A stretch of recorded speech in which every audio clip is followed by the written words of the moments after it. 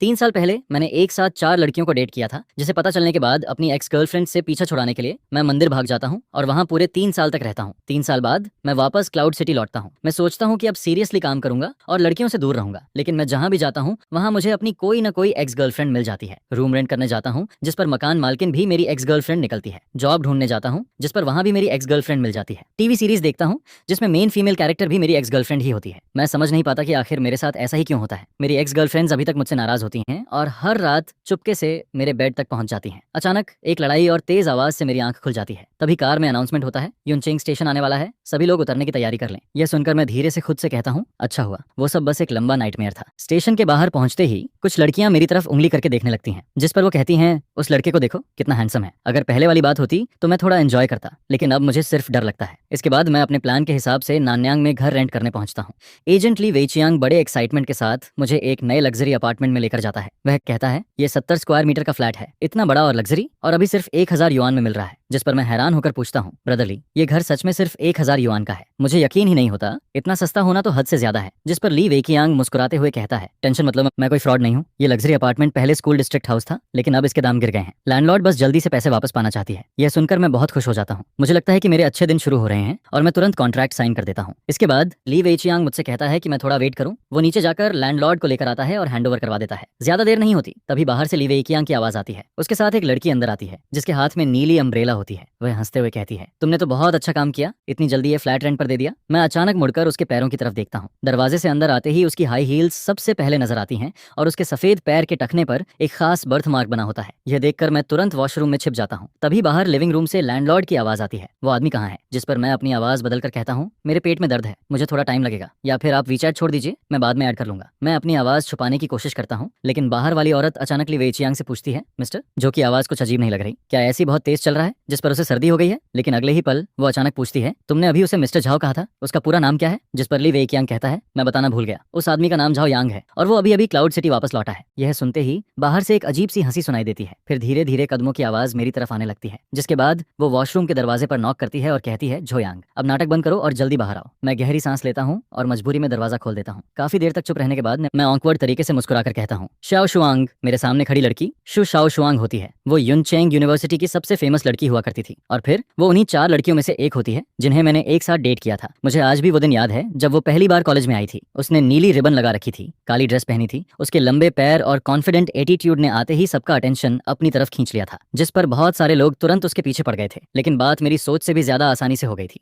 क्योंकि ये लड़की सेन यान फैमिली की बेटी थी और सिर्फ 1 महीने के अंदर ही वो मुझ पर पूरी तरह फिदा हो गई थी। उस वक्त वो मेरे लिए इतनी क्रेजी हो गई थी कि उसने यहाँ तक कह दिया था कि वो मुझे अपनी कंपनी का बॉस बना देगी और खुद मेरे साथ रहेगी। वो जितनी क्यूट थी उतनी ही खतरनाक भी थी। जब मेरा चारों लड़कियों वाला राज खुल गया था, तब सबसे पहले उसी ने मेरे ऊपर मिलियन युआन रिवॉर्ड लगा दिया था। अगर मुझे अपनी 4 एक्स गर्लफ्रेंड्स में से किसी एक से सबसे ज्यादा डर लगता था तो वो डेफिनेटली चू शाओशुआंग ही थी। इस वक्त इस रेंट वाले घर में माहौल बहुत अजीब हो जाता है, जिस पर ली वेचियांग समझ जाता है कि मामला ठीक नहीं है और वो चुपचाप वहां से निकल जाता है। मैं जल्दी से कहता हूँ, ब्रदरली, ये घर मेरे लिए सही नहीं है, मुझे मेरा डिपॉजिट भी नहीं चाहिए, मैं ये घर रेंट नहीं करूंगा। जिस पर शू शाओशुआंग मुझे घूरते हुए कहती है, क्या तुम फिर से भागना चाहते हो? कॉन्ट्रैक्ट साइन हो चुका है, अब इतनी आसानी से नहीं जा सकते। अगर तुमने जाने की कोशिश की तो मैं तुम्हें कोर्ट में घसीट दूंगी। मैं अभी अभी क्लाउड सिटी वापस आया होता हूँ और वो आते ही मुझे केस में फंसाने की धमकी देने लगती है। मेरी जॉब भी अभी तक फिक्स नहीं हुई होती, मैं सच में इतना झंझट नहीं झेल सकता। जिस पर मैं तुरंत अपना एटीट्यूड बदल देता हूँ और हंसते हुए कहता हूँ, अरे मैं तो मजाक कर रहा था, इतना अच्छा घर मैं कैसे छोड़ सकता हूँ? शाओशुआंग, तुम सीरियसली ले गई क्या? जिस पर वो मुझे देखती है और कहती है, शाओशुआंग, अभी किसी ने मुझे मिस शू कहा था ना? यह सुनकर मैं ऑकवर्ड होकर मुस्कुराता हूँ। वो फिर पूछती है, हमारे बीच क्या रिश्ता है, बताओ? जिस पर मैं गहरी सांस लेकर धीरे से कहता हूँ, बेबी। ये 2 शब्द सुनते ही ऐसा लगता है जैसे उनमें कोई मैजिक हो। शू शाओशुआंग का चेहरा तुरंत लाल हो जाता है। वो घबराकर खिड़की की तरफ देखने लगती है और कहती है, कौन बेबी, क्या हम इतने क्लोज हैं? पास खड़ा ली वेचियांग हमें ऐसे देखता है जैसे वो पत्थर बन गया हो। मुझे डर लगता है कि कहीं अगले ही पल शू शाओशुआंग फिर से नाराज होकर चली न जाए। जिस पर मैं तुरंत बात बदल देता हूँ, रेंट की बात करता हूँ और उसे वीचैट पर 5000 युआन ट्रांसफर कर देता हूँ। लेकिन वो जाने का कोई इरादा नहीं दिखाती,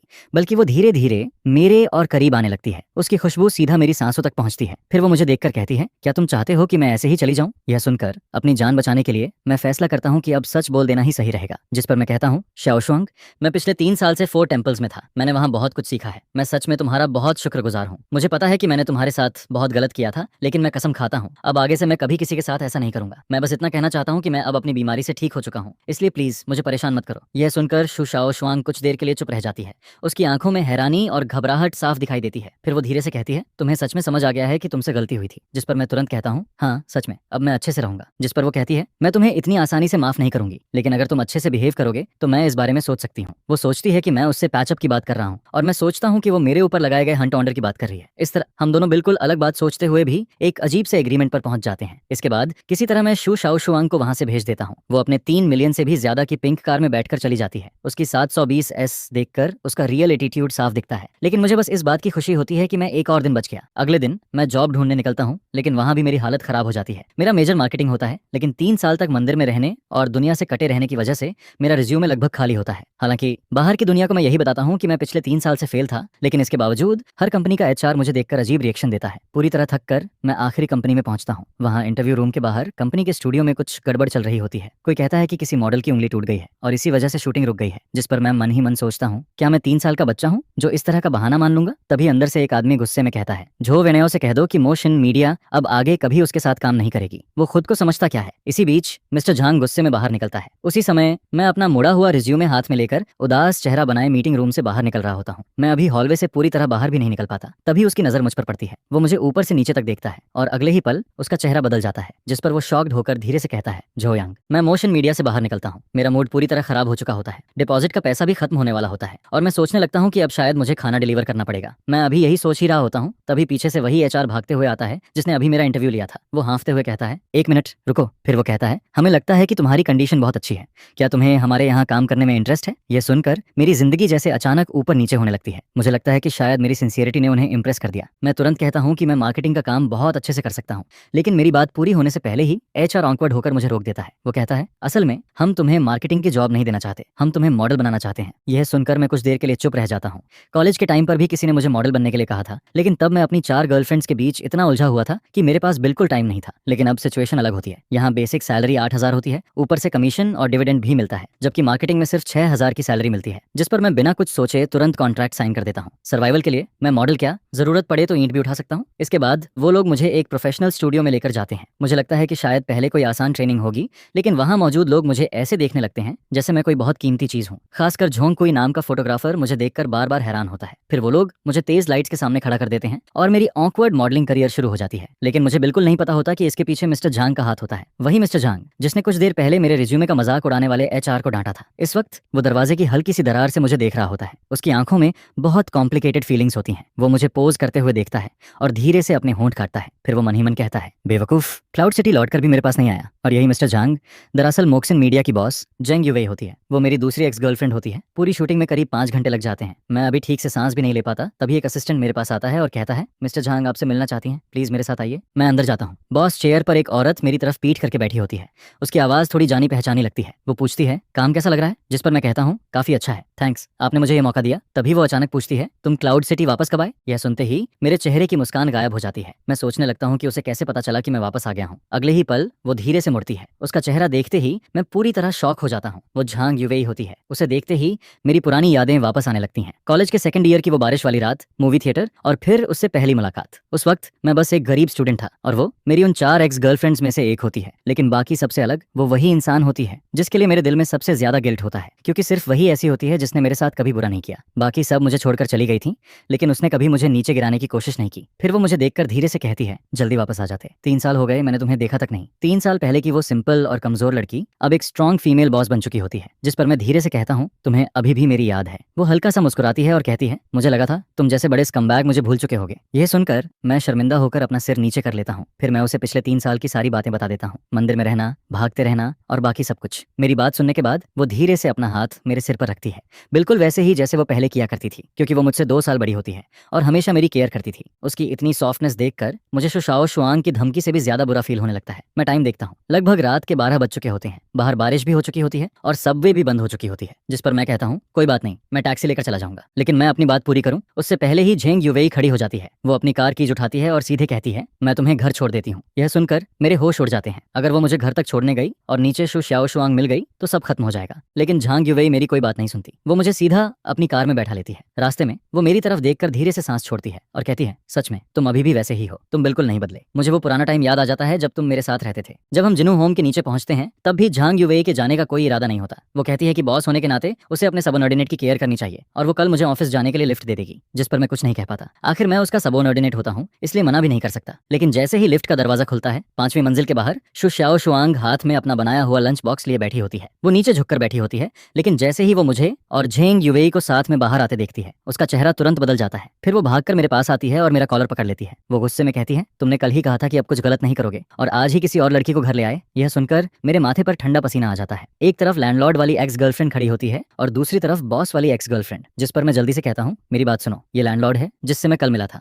और ये बॉस है जिससे मैं आज मिला हूँ। मैं 3 उंगलियां उठाकर कसम खाता हूँ। हालांकि बात बहुत अजीब लगती है, लेकिन ये सब सच में सिर्फ कोइंसिडेंस होता है। मैंने सच में कुछ गलत नहीं किया। हम अभी ऑफिस में ओवरटाइम कर रहे थे और ये बस मुझे घर छोड़ने आई है, जिस पर झांग युवेई भी मेरी बात मान लेती है। वो कहती है कि हाँ, हम ओवरटाइम कर रहे थे, लेकिन फिर वो शु शाओ शुआंग की तरफ देखकर कहती है, लेकिन तुम लैंडलॉर्ड होकर आधी रात को यहाँ क्या कर रही हो? रेंट लेने आई हो क्या? जिस पर शु शाओ शुआंग तुरंत कहती है, ये मेरा घर है, मैं जब चाहूँ यहाँ आ सकती हूँ। फिर वो दोनों एक दूसरे को घूरती हैं, जिसके बाद शु शाओ शुआंग कहती है, अगर मिसअंडरस्टैंडिंग है तो अंदर चलकर बात करते हैं, मैं आज रात झाओ यांग के साथ यहीं रहूंगी। जिस पर झांग युवेई भी तुरंत कहती है, अगर तुम आ सकती हो तो मैं भी आ सकती हूँ, मुझे भी इससे बहुत सारी बातें करनी है। और फिर दोनों आपस में एग्री कर लेती हैं, लेकिन किसी ने भी मुझसे नहीं पूछा होता कि मैं क्या चाहता हूँ। 3 दिन पहले मंदिर में एक मंक ने मुझे वार्निंग दी थी कि मुझे लड़कियों से दूर रहना चाहिए, लेकिन अब मैं इस सोफा पर बैठा होता हूँ। मेरे बाएं तरफ लैंडलॉर्ड एक्स गर्लफ्रेंड शु शाओ शुआंग बैठी होती है और दाएं तरफ बॉस एक्स गर्लफ्रेंड झांग युवेई बैठी होती है। मैं मन ही मन कहता हूँ, हे भगवान, अब मुझे कौन बचाएगा। इस अजीब और भारी माहौल को खत्म करने के लिए मैं कहता हूँ कि चलो लेट नाइट स्नैक खाते हैं, जिस पर शाओ शुआंग मुझे वो लंच बॉक्स देती है। वो बहाना बनाती है कि वो इसे बस रास्ते में लेकर आई थी, लेकिन जैसे ही मैं लंच बॉक्स खोलता हूँ, उसके अंदर वही शेड्रेड पोर्क होता है जो कॉलेज में मेरा फेवरेट हुआ करता था, और वो अभी भी गर्म होता है। ये देखकर मुझे समझ आ जाता है कि वो काफी देर से मेरा इंतजार कर रही थी। लेकिन दूसरी तरफ युवे भी पीछे नहीं रहती। वो सीधे टेकअवे ऐप खोलती है और याके चुआन के साथ बियर ऑर्डर कर देती है। थोड़ी देर बाद 3 बड़े बॉक्सेस बियर के आ जाते हैं। डिलीवरी वाला अंदर बैठी 2 खूबसूरत लड़कियों को देखकर मुझे बहुत रिस्पेक्ट से देखता है, जिस पर मैं सिर्फ ऑकवर्ड होकर मुस्कुराता हूँ। कुछ देर बाद हम तीनों साथ में खाना खाने लगते हैं। मैं शाओ शुआंग के हाथ का बना हुआ खाना खाता हूँ। वही पुराना टेस्ट मुझे फिर से याद आ जाता है,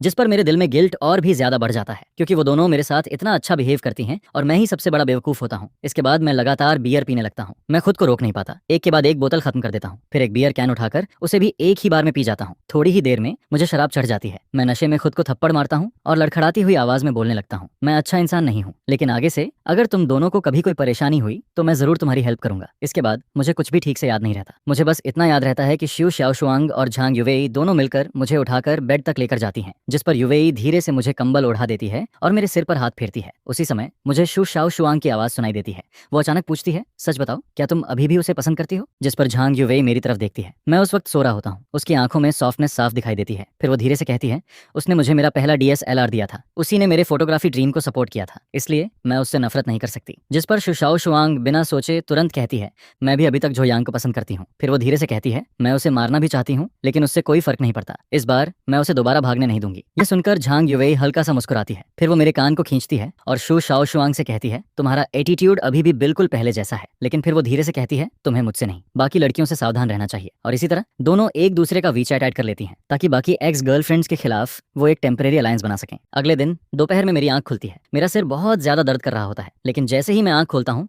मैं देखता हूँ कि शु शाओ शुआंग मेरे ऊपर सो रही होती है। उसी वक्त बेडरूम का दरवाजा खुलता है और झांग युवेई बाहर आती है। उसे देखकर मेरा दिमाग पूरी तरह खाली हो जाता है। मुझे लगता है कि कल रात नशे में मैंने जरूर कोई बहुत बड़ी गलती कर दी होगी, जिस पर मैं घबराकर पूछता हूँ, कल रात मैंने कुछ किया था क्या? लेकिन वो दोनों मुझे देखकर हंसने लगती हैं। फिर झांग युवेई कहती है, तुम तो कल रात मरे हुए इंसान की तरह सो रहे थे, कुछ भी नहीं हुआ। यह सुनकर मैं राहत की सांस लेता हूँ। आज झांग युवेई अच्छे मूड में होती है, इसलिए वो मुझे 1 दिन की छुट्टी दे देती है। कंपनी जाने से पहले वो पूरे घर को अच्छे से साफ भी कर देती है। फिर जाते जाते मुझे वार्निंग देती है कि उसके ना रहने पर मैं कोई गड़बड़ ना करूं। इसके बाद शु शाओ शुआंग भी उठ जाती है और जैसे ही उसे कल रात की अपनी बात याद आती है, उसका चेहरा तुरंत लाल हो जाता है, क्योंकि उसने खुद कहा था कि वो अभी भी झो यांग को पसंद करती है। यह सोचकर वो शर्म से कहीं छिप जाना चाहती है, जिस पर मैं धीरे से कहता हूँ, शाओ शुआंग, तुम उठ गई। फिर मैं उससे पूछता हूँ, तुमने और झांग युवेई ने कल रात क्या बात की थी? जिस पर वो मुझे घूर कर कहती है, बहुत सारी बातें, जैसे कि तुम्हें सोते हुए ही मार देना चाहिए या नहीं। यह सुनकर मेरी रीढ़ की हड्डी तक ठंडी पड़ जाती है। मैं मन ही मन कसम खाता हूँ कि अब आगे से मैं कभी शराब नहीं पीऊंगा। इसके बाद सुबह की धूप कमरे में आ रही होती है। मैं चुपचाप शु शाओ शुआंग के पीछे खड़ा होकर उसके बाल ठीक करने लगता हूँ और उस पल मुझे ऐसा फील होता है जैसे मैं फिर से 3 साल पहले वाले दिनों में वापस पहुंच गया हूँ। आज दोपहर एक अच्छी मूवी लगी हुई है, झोयांग, चलो साथ में देखने चलते हैं। शु शाओ शुआंग मुझे दोपहर में मूवी मूवी देखने के लिए बुलाती है, लेकिन मैं मना कर देता हूँ। मैं कहता हूँ आज नहीं, आज मुझे कंपनी जाना है। जॉब का पहला दिन है, मुझे अपने कॉलेग्स पर अच्छा इंप्रेशन छोड़ना है। जिस पर वो थोड़ा नाराज होकर मुझे देखती है। फिर जैसे ही मैं जाने लगता हूँ, वो अचानक अपना एक और टैलेंट दिखा देती है।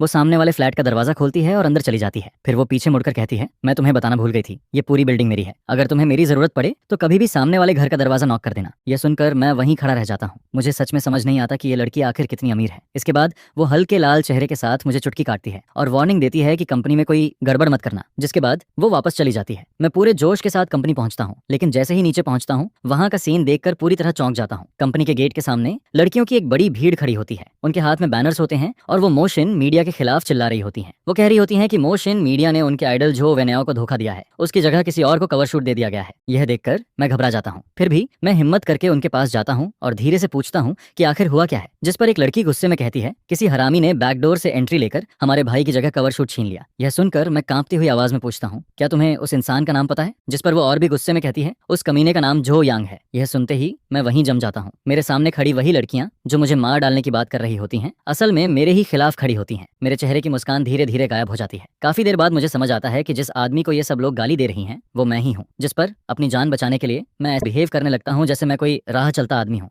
लेकिन मैं उन फैन गर्ल्स को कम समझ लेता हूँ। किसी ने ग्रुप में मेरी फोटो भेज दी होती है और अगले ही पल मेरी पहचान खुल जाती है, जिस पर सारी लड़कियां मेरी तरफ देखने लगती हैं। फिर वो जोर जोर से चिल्लाने लगती हैं। मैं जल्दी से कहता हूँ मैं उस स्टार को जानता भी नहीं हूँ, लेकिन वो मेरी बात सुनने की जगह और ज्यादा गुस्सा हो जाती हैं। फिर वो लोग झांग युवेई को भी गालियां देने लगती हैं। वो कहती हैं, झांग सरनेम वाली बॉस भी कोई अच्छी नहीं है, उसने जरूर तुम्हें अपने पास रख लिया होगा, तभी तुम्हें ये मौका मिला है। जिस पर मेरा चेहरा तुरंत बदल जाता है। मुझे गाली दो, मैं सह सकता हूँ, लेकिन मैं झांग युवेई के बारे में एक शब्द भी गलत नहीं सुन सकता। अगले ही पल मैं अपना हाथ उठाता हूँ और सबसे ज्यादा गाली देने वाले 180 पाउंड के आदमी को सीधा पंच मार देता हूँ। वो आदमी सीधे पीछे जाकर भीड़ में गिर जाता है और फिर पूरा माहौल अचानक बिगड़ जाता है। चारों तरफ चीखने की आवाज आने लगती है। लड़कियां मेरी तरफ भागने लगती हैं। लेकिन 3 साल मंदिर में रहने की वजह से मेरा शरीर पहले से बहुत मजबूत होता है। मेरी हाइट भी 1.85 मीटर होती है, इसलिए मैं भीड़ के बीच खुद को बचाने की कोशिश करता हूँ। उसी वक्त ऊपर ऑफिस में झांग युवेई मुझे खिड़की से देख रही होती है। पहले तो वो मुझे देखकर हल्का मुस्कुराती है, लेकिन जैसे ही उसे पता चलता है कि मुझे मारा जा रहा है, उसका चेहरा तुरंत बदल जाता है, जिस पर वो घबराकर नीचे भागती है। जब वो नीचे पहुंचती है, तब तक मेरे चेहरे से खून निकल रहा होता है। यह देखकर उसका चेहरा पूरी तरह सफेद पड़ जाता है।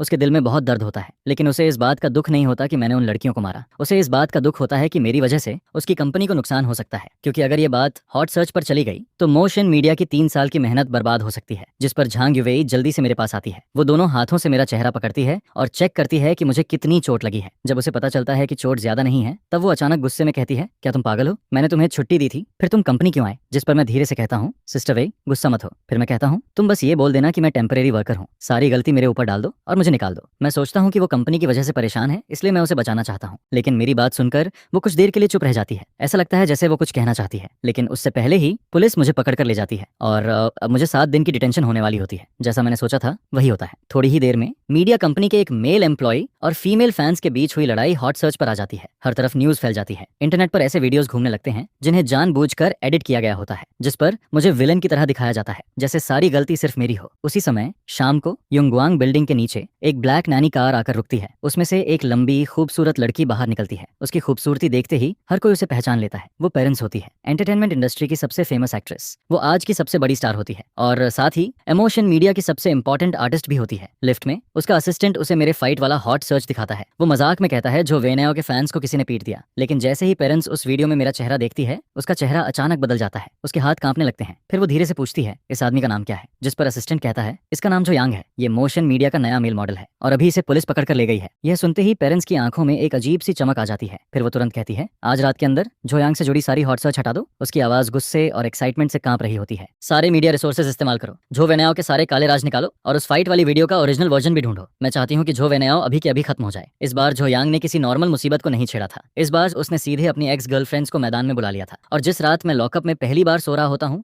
उसी रात कुछ लोग पूरी रात जागने वाले होते हैं। उसी समय शु शाओशुआंग किचन में गाना गुनगुनाते हुए मेरे लिए पोटैटो बीफ स्टू बना रही होती है। वो पूरे खुश मूड में होती है क्योंकि वो सोच रही होती है कि मैं बाहर आते ही उसके साथ मूवी देखने जाऊंगा। लेकिन तभी झांग युवेई का वीचैट मैसेज आता है। उसमें लिखा होता है कि झाओ यांग लड़ाई की वजह से 7 दिन के लिए अंदर चला गया है। यह सुनते ही शु शाओशुआंग का पूरा मूड खराब हो जाता है। उसका सारा स्वीट सपना उसी वक्त टूट जाता है और जैसे ही उसे पता चलता है कि यह सब झो वेनेओ नाम के एक ट्रैफिक स्टार की वजह से हुआ है, उसकी आंखें तुरंत ठंडी हो जाती हैं। जिस पर वो तुरंत किसी को फोन लगाती है और कहती है, मुझे तुमसे एक काम करवाना है। उधर उसी वक्त झो वेनेओ एक आलीशान मैंशन में लगभग 50 साल की एक औरत के साथ जश्न मना रहा होता है। उसे लगता है कि उसने सारी गंदगी मेरे ऊपर डाल दी है और अब मैं पूरी तरह बर्बाद हो जाऊंगा। वो मन ही मन सोचता है कि अब मैं हमेशा के लिए खत्म हो चुका हूँ। लेकिन अगली सुबह उसके सामने कुछ और ही होने वाला होता है। सुबह सुबह उसका असिस्टेंट घबराया हुआ उसके पास आता है और कहता है, ब्रदर याओ, बहुत बड़ी प्रॉब्लम हो गई है। जिस पर जो वेन्याओ जल्दी से वेबो खोलता है और वहां जो वो देखता है उसे देखकर उसके होश उड़ जाते हैं। टॉप 50 ट्रेंडिंग में से 32 टॉपिक्स सिर्फ उसी के खिलाफ होते हैं। उसके नाइट क्लब वाले स्कैंडल्स, उसके पुराने अफेयर्स और उसके सारे डर्टी सीक्रेट्स एक एक करके सामने आने लगते हैं। और फिर सबसे बड़ा धमाका होता है, उसकी उस उम्रदराज औरत के साथ वाली हाई डेफिनेशन फोटोज पूरी इंटरनेट पर फैल जाती हैं। लेकिन सबसे ज्यादा डेंजरस चीज होती है उस फाइट वाले केस का सच बाहर आना। पूरा ओरिजिनल वीडियो सामने आ जाता है और उसमें साफ दिखता है कि मैं किसी को बिना वजह नहीं मारता, मैं सिर्फ इसलिए फाइट करता हूँ क्योंकि उन्होंने मुझे मजबूर किया था। जिस पर पूरी पब्लिक ओपिनियन अचानक बदल जाती है। मैं विलेन से विक्टिम बन जाता हूँ और जो वेन्याओ जिसकी इमेज पहले परफेक्ट थी वो एकदम नीचे गिर जाती है। उसके सारे ब्रांड डील्स कैंसिल हो जाते हैं, सारे एंडोर्समेंट्स खत्म हो जाते हैं और फिर युनचेंग का सबसे बड़ा ब्लैक मटेरियल ग्रुप सीधा ऑर्डर देता है कि अब पूरे इंडस्ट्री में जो वेन्याओ को बैन किया जाएगा। जिस पर जो वेन्याओ अपने बेड पर बैठा रह जाता है। उसका चेहरा पूरी तरह सफेद पड़ जाता है। उसे समझ ही नहीं आता कि उसने आखिर किस इंसान को नाराज कर दिया। उसे बिल्कुल नहीं पता होता कि उस ब्लैक मटेरियल ग्रुप का चेयरमैन शुडागुओ होता है और जो शु शाओशुआंग मेरे लिए किचन में खाना बना रही होती है वो उसी शुडागुओ की बेटी होती है। उसने मुझसे नहीं, मेरी एक्स गर्लफ्रेंड से पंगा ले लिया था और इस बार उसने गलत इंसान को छेड़ दिया था। 7 दिन बाद मेरी डिटेंशन खत्म हो जाती है। मैं सोच रहा होता हूँ कि अब बाहर निकलते ही मेरी जिंदगी पूरी तरह खराब हो जाएगी, क्योंकि मैं नहीं चाहता कि झांग युवेई की कंपनी पर कोई असर पड़े। इसलिए मैं फैसला करता हूँ कि सारी गलती मैं अकेले अपने ऊपर ले लूंगा। लेकिन जैसे ही मैं पुलिस स्टेशन से बाहर निकलता हूँ वहाँ रिपोर्टर्स की भीड़ खड़ी होती है। जिस पर मैं कहता हूँ, चाहे वार्निंग देना हो या फाइट करना, सब मैंने अपनी मर्जी से किया था। मुझे बस जो वेन्याओ पसंद नहीं था इसलिए मैंने उसे मारा। मैं सोचता हूँ कि अब सब लोग मुझे गालियां देंगे, लेकिन उल्टा रिपोर्टर्स मुझे अजीब नजरों से देखने लगते हैं।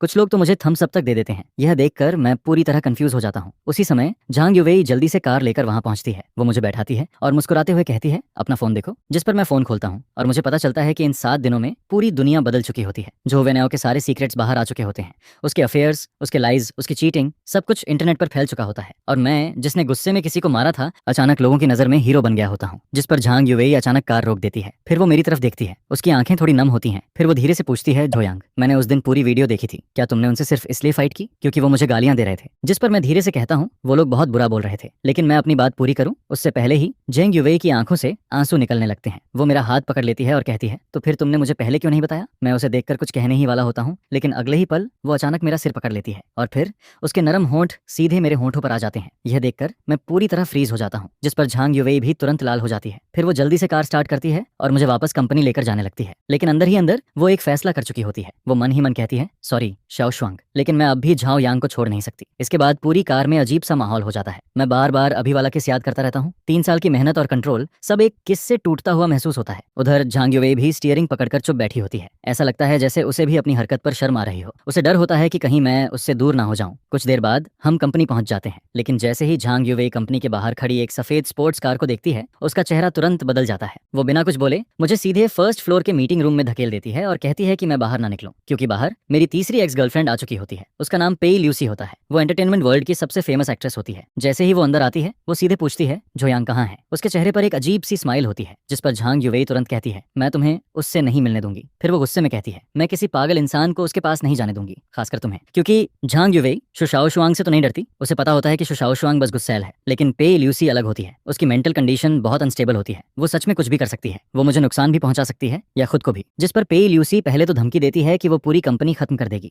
लेकिन जब झांग युवेई नहीं मानती तो अगले ही पल पेई ल्यूसी की आंखों में आंसू आ जाते हैं। वो ऐसे रोने लगती है जैसे अभी टूट जाएगी। लेकिन जब झांग युवेई फिर भी नहीं मानती तब उसका चेहरा अचानक बदल जाता है। उसकी असली पागल स्माइल वापस आ जाती है। फिर वो बाहर खड़ी न्यूज़ वंस की तरफ इशारा करती है और कहती है, बाहर इतने सारे रिपोर्टर्स खड़े हैं, अगर उन्हें पता चल गया कि जो यांग मेरा एक्स बॉयफ्रेंड है तो क्या होगा? उसकी आवाज में अजीब एक्साइटमेंट होती है, क्योंकि पेई ल्यूसी ऐसी इंसान होती है जिसे फर्क नहीं पड़ता कि वो खुश रहेगी या नहीं। उसे सिर्फ इस बात की परवाह होती है कि वो झो यांग के साथ रह सके, चाहे उसके लिए दोनों को साथ में बर्बाद ही क्यों ना होना पड़े। इस पागल इंसान के सामने जो न सिर्फ खुद को खत्म कर सकता है बल्कि मुझे भी अपने साथ खींच सकता है, झांग युवेई आखिरकार मेरी जान बचाने के लिए मजबूरी में अपना सिर झुका देती है। जिस पर वो कहती है, ठीक है, मैं तुम्हें उससे मिलने दूंगी। कॉन्फ्रेंस रूम के बाहर झांग युवेई पेई ल्यूसी को दरवाजे के अंदर जाने से पहले रोक देती है और इस टॉप एक्ट्रेस की बेहद अनस्टेबल मेंटल कंडीशन को देखकर युवेई जिद करती है कि वो सिक्योरिटी चेक स्टिक से उसकी तलाशी लेगी। जिस पर जैसे ही अलार्म बजता है पेई ल्यूसी को मजबूरी में अपनी कमर के पीछे छुपाया हुआ पतला सा नाइफ निकालना पड़ता है, जिसे वो जमीन पर फेंक देती है और फिर बड़े आराम से अंदर चली जाती है। दरवाजा खुलता है और मुझे लगता है कि युवेई आई है, लेकिन अगले ही पल पी ल्यूसी किसी पिंजरे से निकली हुई भेड़िए की तरह सीधे मुझ पर टूट पड़ती है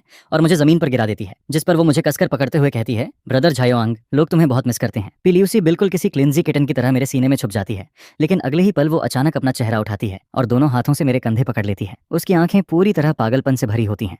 जिस पर वो पूछती पूछती है, तुम मुझे 3 दिन पहले छोड़कर क्यों गए थे? क्या इसलिए क्योंकि मैं उतनी खूबसूरत नहीं हूँ, या फिर इन 4 बदबूदार औरतों की वजह से? बोलो। जिस पर मैं मजबूरी में अपना हाथ बढ़ाकर उसके सिर पर थपकी देता हूँ और अगले ही पल वो पागल लड़की फिर से शांत हो जाती है, जो देखकर वो फिर से एक छोटी सी दुखी लड़की की तरह रोने लगती है। यही है पे ल्यूसी, मेरी तीसरी एक्स गर्लफ्रेंड, एक ऐसी औरत जिसके दिमाग में थोड़ा प्रॉब्लम है। जिस पर वे शीली को देखकर मैं अपने फर्स्ट ईयर की उस पहली मुलाकात को याद करने लगता हूँ। उस समय फिल्म स्कूल में उसे बाकी लोग बहुत परेशान करते थे और वो जोर से मेरे पास आकर मेरा कॉन्टैक्ट मांगती है, जिस पर मैं दूर खड़े उन लोगों को देखकर हंस देता हूँ जो उसका मजाक उड़ा रहे होते हैं। और फिर मैं सीधे उससे कहता हूँ, अगर तुम नहीं चाहती कि लोग तुम्हें परेशान करें तो तुम्हें खुद मजबूत बनना पड़ेगा। लेकिन उस समय मुझे नहीं पता था कि वो सिंगल पेरेंट फैमिली में बड़ी हुई है और उसकी माँ ने उसे करेक्शन स्कूल भेज दिया था, जहाँ कई सालों तक उसका ब्रेन वॉश और सप्रेशन होता रहा था। मेरी वो बात उसके अंदर छुपे हुए मॉन्स्टर को बाहर निकालने वाली चाबी बन जाती है, जिस पर उसी दिन उसने अपने 5 रूममेट्स को घायल कर दिया था और बाद में मुझे सिर्फ एक मैसेज भेजती है जिसमें लिखा होता है, मैंने उन्हें मारा और मैं वापस आ गई। गुड जॉब, है ना? इसके बाद उसकी दुनिया में सिर्फ 2 लोग बचते हैं, वो और मैं। शुरुआत में जब मैं उसके साथ था तब मुझे सिर्फ इतना लगता है कि पे ल्यूसी बहुत ज्यादा पॉजिटिव है, जिस पर फर्स्ट ईयर में ही मैं उससे ब्रेकअप करना चाहता था।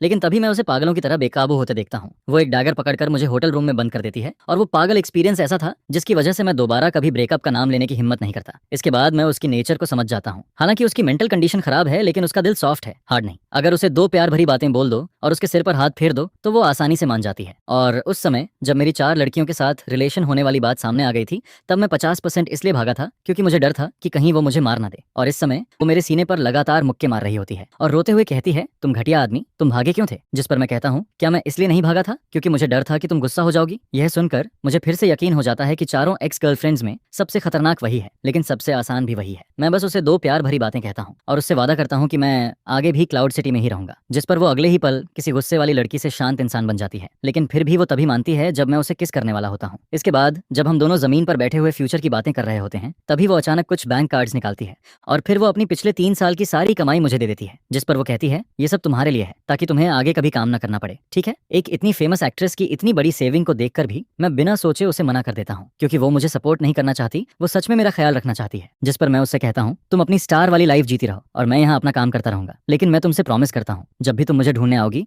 मैं हमेशा यहीं मिलूंगा। यह सुनकर वो चुपचाप मेरे सीने में आकर लिपट जाती है और आखिरकार वो अपने अंदर की वो एक्सट्रीम कंट्रोल वाली चाहत को थोड़ा छोड़ देती है। उसी समय झांग युवई दरवाजे पर नॉक करती है और याद दिलाती है कि बाहर के रिपोर्टर्स अब अंदर घुसने वाले हैं। जिस पर मुझे समझ आता है कि ये सारे रिपोर्टर्स असल में पे ल्यूसी ही लेकर आई थी ताकि झांग युवई मजबूरी में उसे मुझसे मिलने दे। इसके बाद मैं सिस्टर वेई से माफी मांगने के लिए कहता हूँ, जिस पर पे ल्यूसी पहले तो इंस्टिंक्टिवली मुंह बना देती है, लेकिन मेरी तरफ देखकर तुरंत मान जाती है। जिस पर वो कहती है, ठीक है, मैं माफी मांग लूंगी, आगे से तुम जो कहोगे मैं वही करूंगी। इसके बाद मैं सेफ तरीके से कॉन्फ्रेंस रूम से बाहर निकल आता हूँ, जिस पर झांग युवई आखिरकार राहत की सांस लेती है और फिर वो अपना बंद हाथ खोलती है, जिसे देखकर मुझे समझ आता है कि उसने अपने हाथ में कुछ छुपा रखा था। तभी समझ आता है कि अभी थोड़ी देर पहले पे ल्यूसी इतनी देर तक उसे बाहर क्यों नहीं निकाल रही थी। लेकिन कॉन्फ्रेंस रूम के अंदर दोनों औरतों के बीच थोड़ी देर के लिए एक सीधा सामना होता है, जिस पर पे ल्यूसी सिर्फ मुझे खुश करने के लिए झांग युवई के सामने अपना सिर झुकाकर उससे माफी मांगती है। यह देखकर झांग युवई भी समझ जाती है कि वो पूरी तरह बुरी नहीं है और फिर वो भी धीरे से राहत की सांस लेती है। आखिर में मैं अपने फैमिली वालों से कहता हूँ कि वो उसका थोड़ा ध्यान रखें, और रिपोर्टर्स को हैंडल करते करते पूरे 2 घंटे निकल जाते हैं और मुझे सांस लेने का मौका भी नहीं मिलता, क्योंकि अगले ही पल झांग युवई के सामने ही पे ल्यूसी अचानक मेरे सामने दौड़ कर आ जाती है, जिस पर वो सीधे मेरे चेहरे को पकड़ती है और मुझे जोर से किस कर देती है। फिर वो शर्माते हुए कहती है, अगर तुम मुझे किस नहीं करोगे तो मैं खुद तुम्हें किस कर लूंगी। यह कहकर वो लाल चेहरा लिए हुए भाग जाती है और जाते जाते भी काफी खुश दिखाई देती है। जिस पर मैं सिर्फ इतना सोचता हूँ, ओह नहीं, मैं फिर से फंस गया। होस्ट, मुझे तुम्हारे लिए सच में बुरा लग रहा है। क्या ये अभी भी बहुत यादगार नहीं लग रहा है? ये मेरी बहन के मीठे होंठ थे या फिर किसी बड़ी स्टार के? मैं इतना डर गया था कि सीधा ऊपर जाने की हिम्मत ही नहीं हुई। जल्दी से घर लौटना पड़ेगा, नहीं तो घर वाली मुझे सच में मार डालेगी। कम्युनिटी में वापस आकर मैं डरते डरते छू शाओशुआंग के घर का दरवाजा खटखटाता हूँ। दरवाजा खुलता है और छू शाओशुआंग अपने बिखरे हुए बाल ठीक कर रही होती है। जैसे ही वो मुझे देखती है, उसे समझ आ जाता है कि मैं अभी भी यही हूँ। उसका पूरा चेहरा थका हुआ और उदास लग रहा होता है, जिस पर मुझे देखते ही पिछले कई दिनों का उसका सारा दुख एकदम से बाहर आ जाता है। वो सीधे मेरे सीने से लगकर रोने लगती है, जिस पर मैं उसके उस थके हुए चेहरे को देखकर अंदर से पूरी तरह गिल्टी फील करता हूँ। पिछले 7 दिनों से वो ठीक से सो भी नहीं पाई थी। उसे हर रात यही सपना आता था कि मैं डिटेंशन सेंटर में फंसा हुआ हूँ और वो सिर्फ मेरी मदद की आवाज सुन रही है। लेकिन जब मैं सही सलामत वापस आ जाता हूँ, तब वो अपना सारा डर, गुस्सा और बेचैनी बाहर निकाल देती है, जिस पर वो मेरी पसंद का खाना बनाकर टेबल पर रखती है। मेरी फेवरेट डिश सामने रखी होती है और हाथ धोकर अच्छे से तैयार होने के बाद वो अचानक बहुत ध्यान से पे ल्यूसी के बारे में पूछने लगती है। जाती है। तभी मुझे पता चलता है कि पेई ल्यूसी की खबर बाहर आने के अलावा झो वेनेओ के इतनी जल्दी पीछे हटने की वजह शु शाओ शुआंग के पीछे खड़ा ऑब्सीडियन ग्रुप भी था, जिस पर शु शाओ शुआंग मुझसे पूछती है पेई ल्यूसी के साथ आखिर हुआ क्या था। मुझे चुप देखकर वो तुरंत मेरे पास आ जाती है, जिस पर वो गुस्से और जलन से कहती है उस दिल चुराने वाली बिल्ली को जो मिला वो मुझे भी चाहिए। मैं कुछ समझ पाता उससे पहले ही वो मेरा चेहरा पकड़कर मुझे किस कर देती है, जिस पर मैं अपने होंठ छूता हूँ और फिर से अंदर ही अंदर पछताने लगता हूँ। इसके बाद वो मेरे लिए खाना बनाती रहती है और जब उसका मन थोड़ा शांत हो जाता है तब वो चुपचाप मेरी बाहों में आकर टिक जाती है। वो बहुत ज्यादा थक चुकी होती है, जिस पर मैं उसे धीरे से उठाकर बेडरूम में ले जाता हूँ। वो आधी नींद में मेरा हाथ पकड़ लेती है और 10 सेकंड के अंदर ही सो जाती है। मैं बेड के किनारे बैठकर उसका हाथ धीरे से पकड़े रहता हूँ और उसे गुड नाइट कहता हूँ। लेकिन शहर के दूसरे कोने में मुझे बिना पता चले मेरे खिलाफ एक शिकार शुरू हो चुका होता है। बेइज्जत हो चुका जो वेनेओ एक पागल जुआरी की तरह अंडरग्राउंड गैंग यूलिंग सोसाइटी के सानिया के पास पहुंचता है। भले ही मैं अब थोड़ा फेमस हो चुका हूँ और कई लोग मुझसे डरते हैं, लेकिन उसके सामने जो वेनेओ सीधे 7 मिलियन रख देता है, जिस पर वो कहता है 5 मिलियन उसकी जान लेने के लिए और बाकी 2 मिलियन अगर तुम चाहो तो जैसे भी करना। और मुझे इस सब के बारे में कुछ भी पता नहीं होता। मैं बस शु शाओशुआंग के बेड के पास बैठा रहता हूँ और धीरे धीरे सुबह हो जाती है। सुबह की धूप कमरे में आती है। शु शाओशुआंग एक प्यारा सा एप्रन पहने खड़ी होती है। टेबल पर उसके हाथ से बने फ्राइड डॉ स्टिक्स और टोफू सूप रखे होते हैं। उस पल वो बिल्कुल नई नई शादी हुई वाइफ जैसी लग रही होती है, जिस पर मुझे कल का दिन याद आता है। एक ही दिन में मुझे मेरी 3 एक्स गर्लफ्रेंड्स ने किस किया था और मंदिर में कॉन्सेंट्रेशन मैंने इतने समय से प्रैक्टिस करके बनाई थी वो अब पूरी तरह हिल चुकी थी। अगर ऐसा ही चलता रहा तो मुझे डर था कि मैं फिर वही पुरानी गलती दोबारा कर दूंगा। तभी शु शाओशुआंग मुझे देखती है और कहती है जोयांग वहाँ खड़े खड़े क्या सोच रहे हो, जल्दी आओ और ब्रेकफास्ट करो। मैं जैसे ही खाने बैठने वाला होता हूँ तभी दरवाजे पर नॉक होने लगती है। मैं कैट आई से बाहर देखता हूँ और अगले ही पल मेरी जान ही निकल जाती है। बाहर पेई ल्यूसी खड़ी होती है। मैं डर के मारे सोचने लगता हूँ ये यहाँ तक कैसे पहुंच गई, अब तो सब खत्म हो गया। मैं जल्दी से बात छुपाने की कोशिश करता हूँ, लेकिन शु शाओशुआंग तुरंत कुछ गड़बड़ फील कर लेती है, जिस पर अगले ही पल उसकी वो प्यारी और शांत वाइफ वाली इमेज गायब हो जाती है और उसकी जगह एक पूरी एटीट्यूड वाली बड़ी लड़की वापस आ जाती है। वो मुझे साइड में हटाते हुए कहती है तुम ऐसे चोरी चोरी क्या कर रहे हो, हटो, मैं देखती हूँ बाहर कौन है। मैं उसे रोक भी नहीं पाता और वो सीधे दरवाजा खोल देती है। दरवाजे के बाहर पेई ल्यूसी खड़ी होती है। वो पहले धीरे से कुछ बोलने वाली होती है, लेकिन फिर उसकी नजर शु शाओशुआंग पर पड़ती है, जिस पर दोनों एक दूसरे को घूरने लगती हैं। सबसे मुश्किल 2 एक्स गर्लफ्रेंड्स इस पल आमने सामने खड़ी होती हैं। शु शाओशुआंग हल्की सी मुस्कान के साथ कहती है ओह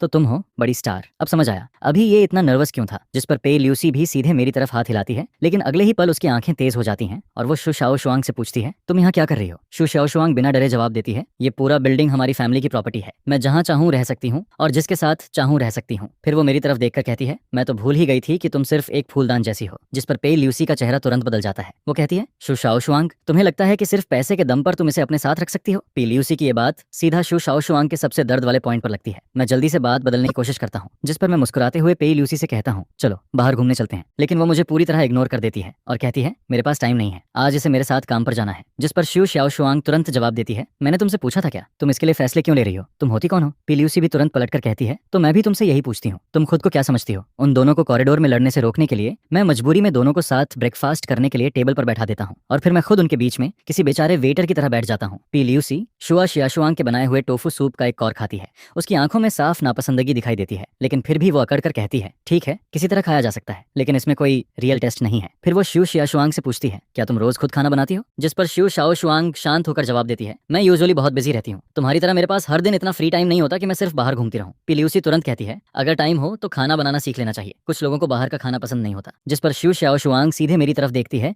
और बात का तीर मेरी तरफ घुमा देती है ऐसा है क्या, मुझे तो लगा था जो यांग को बाहर का खाना पसंद है। जिस पर ल्यूसी मेरी तरफ देखते हुए पूछती है जो यांग तुम्हें आखिर खाना कहाँ खाना पसंद है, और फिर वो दोनों मुझे घूरने लगती हैं। इस सवाल के सामने मेरे माथे पर ठंडा पसीना आ जाता है और मुझे लगता है कि मेरा सिर अभी फट जाएगा। जिस पर तभी जब ऐसा लग रहा होता है कि दोनों किसी भी पल मुझ पर टूट पड़ेंगी, तभी मेरा फोन बज जाता है। वो झांग युवेई का कॉल होता है, जिस पर मैं मन ही मन चिल्लाता हूँ सिस्टर वेई की जय हो। झांग युवेई का ये फोन मेरे लिए किसी लाइफ सेवर से कम नहीं होता, क्योंकि अभी कुछ सेकंड पहले तक शु शाओशुआंग और ल्यूसी की नजरें मुझे जिंदा खा जाने वाली थीं। मैं तुरंत फोन उठाकर कहता हूँ हेलो झांग, क्या कंपनी में इमरजेंसी है, ठीक है मैं अभी आता हूँ। मैं कंपनी में इमरजेंसी होने का बहाना बनाता हूँ और पूरी एक्टिंग करने की कोशिश करता हूँ, लेकिन ये दोनों लड़कियां इतने समय से मेरे साथ हैं कि मेरी आंखें जरा सी भी इधर उधर होती हैं तो इन्हें तुरंत पता चल जाता है कि मैं झूठ बोल रहा हूँ। जिस पर लिविंग रूम जो पहले से ही भारी माहौल में था अब और भी ज्यादा ठंडा हो जाता है। मैं बोलना बंद कर देता हूँ और ल्यूसी भी चुपचाप अपना सिर झुका लेती है। उस ब्रेकफास्ट के दौरान मुझे सच में ऐसा लग रहा होता है जैसे मैं किसी मौत की सजा के बीच बैठा हूँ। यहाँ तक कि प्लेट में रखे फ्राइड डॉ स्टिक्स भी मुझे किसी टॉर्चर जैसे लगने लगते हैं। पूरा माहौल इतना भारी हो जाता है जैसे हवा भी रुक गई हो, जिस पर मैं जल्दी जल्दी खाना खत्म करता हूँ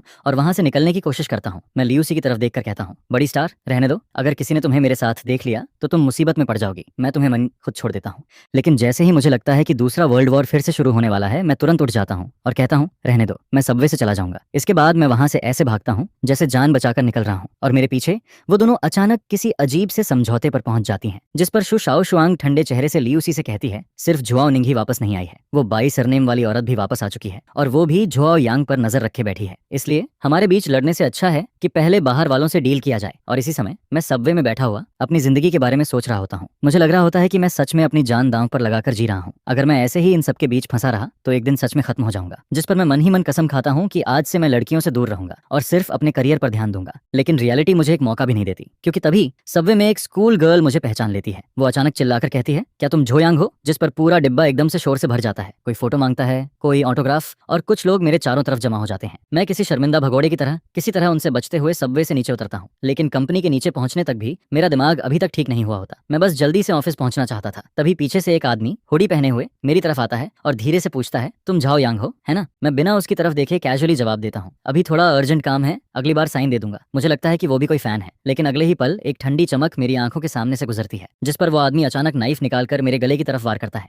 मैं इंस्टिंक्टिवली पीछे हटता हूँ, जिस वजह से वो वार मेरे गले की जगह कंधे पर लग जाता है। मेरे कंधे से तुरंत खून निकलने लगता है, लेकिन वो आदमी बहुत तेजी से हरकत करता है। वो मेरा कंधा पकड़ लेता है और इससे पहले कि मैं कुछ कर पाऊं, उसका नाइफ मेरे पेट में घुस चुका होता है, जिस पर कंपनी के नीचे का वो आम सा रास्ता अगले ही पल किसी डरावने सीन में बदल जाता है। वो आदमी नाइफ वापस खींचने ही वाला होता है कि तभी मैं पूरी ताकत से उसका हाथ पकड़ लेता हूँ और जोर से चिल्लाता हूँ, आग लग गई, जल्दी आओ। मेरी आवाज सुनकर आसपास के लोग तुरंत इकट्ठा होने लगते हैं, जिस पर किलर घबरा जाता है और जल्दी से अपने साथी की मोटरसाइकिल पर बैठकर वहां से भाग जाता है। जमीन पर गिरने से पहले मैं बस इतना कह पाता हूँ, एम्बुलेंस बुलाओ। 5 मिनट बाद मोशन मीडिया के बाहर जहांग युवेई मेरा इंतजार कर रही होती है, लेकिन मेरी जगह वहां पे ल्यूसी और शु शाओ शुआंग भी पहुंच जाती हैं। तीनों औरतों को अभी तक ये तय करने का मौका भी नहीं मिला था कि मुझे कौन अपने पास रखेगी। तभी कंपनी का एक एम्प्लॉय भागता हुआ आता है। उसका चेहरा पूरी तरह सफेद पड़ा होता है, जिस पर वो चिल्लाकर कहता है, झो यांग को सबवे स्टेशन पर नाइफ मार दिया गया है, बहुत खून निकल रहा है। यह सुनते ही शु शाओ शुआंग की आंखों के सामने अंधेरा छा जाता है और वो वहीं जमीन पर गिर जाती है, जबकि पेई ल्यूसी की आंखें पूरी तरह बदल जाती हैं। उनमें ना आंसू होते हैं, न डर, सिर्फ पागलपन और गुस्सा होता है। वो बिना कुछ बोले ठंडे चेहरे से मुड़ती है और कहती है, तुम लोग हॉस्पिटल जाओ, मैं जुआओ निंग को ढूंढने जा रही हूँ। शु शाओ शुआंग उसे रोकने की कोशिश करती है, लेकिन पेई ल्यूसी बिना एक्सप्रेशन के कहती है, जिसने उसे चोट पहुंचाई है मैं उसे टुकड़ों में तोड़ दूंगी। जिस पर शु शाओ शुआंग उसे नहीं रोकती। वो सिर्फ अपना फोन निकालती है, क्योंकि उसे पता होता है कि झो यांग पर हुए इस अटैक के बाद क्लाउड सिटी पूरी तरह बदलने वाली है। एम्बुलेंस के अंदर झांग युवेई मेरा हाथ कसकर पकड़े रहती है। वो रोते हुए बार बार कहती है, अगर तुम्हें कुछ हो गया तो मैं भी नहीं जीऊंगी। जिस पर मैं मुश्किल से मुस्कुराता हूँ और उसे कहता हूँ, पेई ल्यूसी मुझे मरने नहीं देगी, चिंता मत करो। डॉक्टर की जांच के बाद पता चलता है कि नाइफ पर कोई पॉइजन नहीं था। यह सुनकर मैं राहत की सांस लेता हूँ। फिर मैं मुश्किल से अपना खून से भरा हाथ उठाता हूँ और कहता हूँ, मैंने उसके हाथ की स्किन अपने नाखूनों में फंसा ली थी, उसमें उसका डीएनए होगा। जल्दी से एविडेंस कलेक्ट करो, चाहे मेरे अंदर सिर्फ एक सांस ही क्यों ना बची हो। जिसने मुझे मारने की कोशिश की है, मैं उसे इसकी कीमत जरूर चुकवाऊंगा। क्लाउड सिटी में रेड डार्क ग्रुप को सबसे ताकतवर अंडरग्राउंड फोर्स माना जाता है, जिसने खुद को सबसे अच्छे तरीके से साफ इमेज में बदल लिया था। और उस ग्रुप की रूलर जुआओ निंग सिर्फ 31 साल की थी। वो क्लाउड सिटी के सबसे अमीर लोगों में से एक थी। इसी समय ये पुरानी अंडरवर्ल्ड क्वीन शीशे के सामने खड़ी होकर खुद को तैयार कर रही होती है उस आदमी से मिलने के लिए जिससे वो सबसे ज्यादा प्यार भी करती है और सबसे ज्यादा नफरत भी, जोयांग। वो अपने पुराने सख्त कपड़े उतार देती है और उनकी जगह एक लाल रंग की टाइट ड्रेस पहनती है,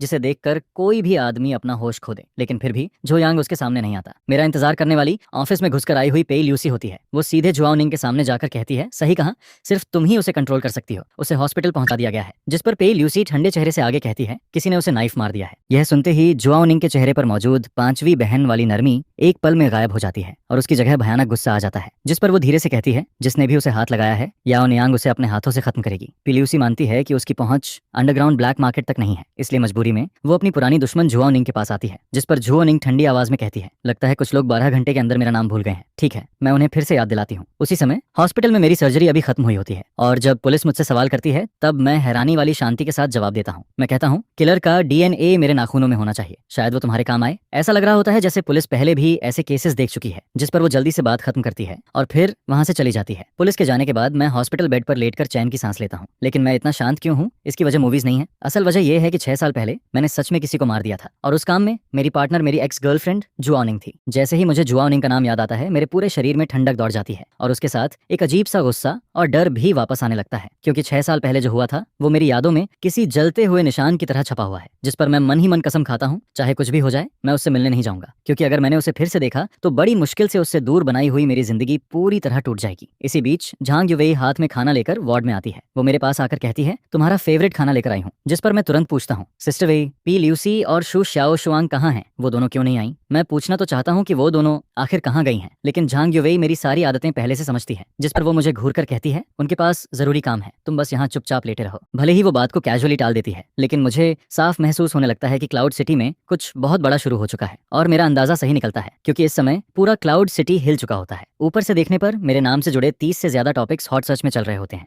और उससे भी ज्यादा शॉकिंग बात यह होती है कि ऑब्सिडियन ग्रुप अचानक 10 मिलियन का रिवॉर्ड अनाउंस कर देता है। जो भी उस किलर के बारे में कोई जानकारी देगा उसे सीधे 10 मिलियन मिलेंगे, जिस पर पूरे शहर के लोग पागल हो जाते हैं। अब लोग सिर्फ इंसाफ के लिए नहीं, बल्कि अपनी जिंदगी बदलने वाले उस पैसे के लिए भी किलर को ढूंढ रहे होते हैं। और सिर्फ शहर की नॉर्मल दुनिया ही नहीं, क्लाउड सिटी की अंधेरी दुनिया भी हिल चुकी होती है। हर छोटे बड़े गैंग का बॉस एक जगह जमा होता है, और उन्हें इतना चुप कराने वाला सिर्फ एक इंसान होता है, जुआओ निंग। एक पुराने अंडरग्राउंड हाइडआउट में जुआओ निंग अब फिर से अपनी पुरानी पहचान में लौट चुकी होती है। वो अपना सूट पहन चुकी होती है, और अब वो किसी अमीर बिजनेस वुमन की तरह नहीं, बल्कि गोस्ट इन गैंग की रदरलेस बॉस लग रही होती है। तभी श्यूकाई नाम का एक आदमी अपने साथियों के साथ अंदर आता है। वो न सिर्फ बेअदबी से बात करता है, बल्कि झू निंग का मजाक उड़ाने की भी कोशिश करता है। जिस पर वो हंसते हुए कहता है, झू निंग, तुम्हारा इतना गुस्सा देखकर लगता है कि तुम अभी भी वही पुरानी औरत हो। यह सुनते ही झू निंग की आंखें ठंडी हो जाती हैं। वो धीरे से कहती है, तुमने मुझे गाली देने की हिम्मत की, लगता है तुम जीना नहीं चाहते। शूकाई अभी अपनी जगह से उठता ही है कि अगले ही पल पीछे से एक स्वॉर्ड उसके शरीर को पार कर जाती है, जिस पर शूकाई वहीं जम जाता है।